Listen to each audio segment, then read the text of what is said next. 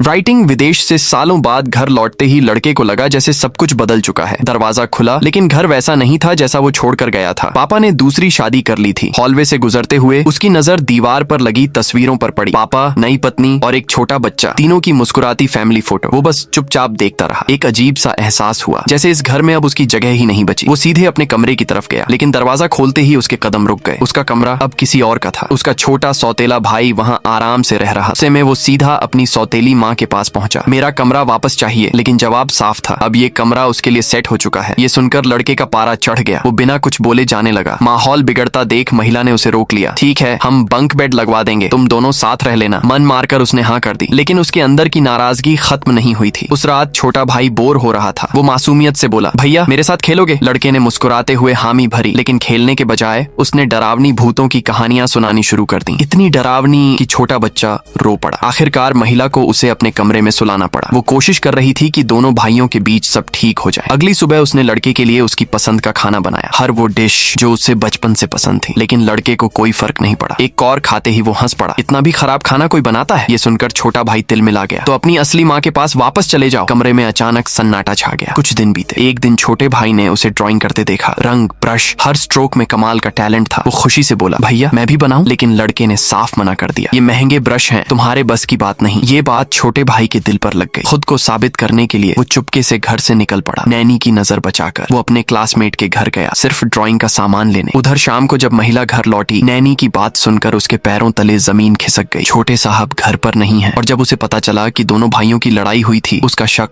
सीधे लड़के पर गया। सच सच बताओ, मेरा बेटा कहाँ है? लेकिन लड़का भी उतना ही परेशान था। मुझे नहीं पता। महिला का डर अब गुस्से में बदलने लगा। तभी दरवाजा खुला। छोटा भाई वापस आ गया। सबने राहत की सांस ली। उसने मासूमियत से बताया, मुझे ब्रश नहीं मिले, इसलिए मैं भैया के साथ ड्रॉ नहीं कर पाया। बस इतना सुनना था। महिला का गुस्सा फूट पड़ा। उसने बिना कुछ सोचे लड़के को ही जिम्मेदार ठहरा दिया। लड़का बार बार समझाता रहा, मुझे उससे कोई प्रॉब्लम नहीं है। लेकिन इस बार किसी ने उसकी बात सुनने की कोशिश नहीं की। वो अंदर से टूटने लगा। तभी पापा घर पहुंचे। पूरा मामला सुनते ही उन्होंने एक पल भी नहीं सोचा। सीधा बोले, महिला से माफी मांगो। लेकिन लड़के ने इनकार कर दिया और यही बात आग में घी डाल गई। गुस्से में पापा सीधे उसके कमरे में गए। उन्होंने उसकी सबसे प्यारी चीज उठा ली, उसके पेंट ब्रश, और अगले ही पल सब कुछ फर्श पर पटक दिया। ब्रश टूट गए, रंग बिखर गए। आज के बाद ड्राइंग करना बंद। कमरे में खामोशी छा गई। लेकिन उस रात लड़के के मन में एक खतरनाक ख्याल जन्म ले चुका था। एक ऐसा ख्याल जो इस परिवार की जिंदगी हमेशा के लिए बदल सकता था।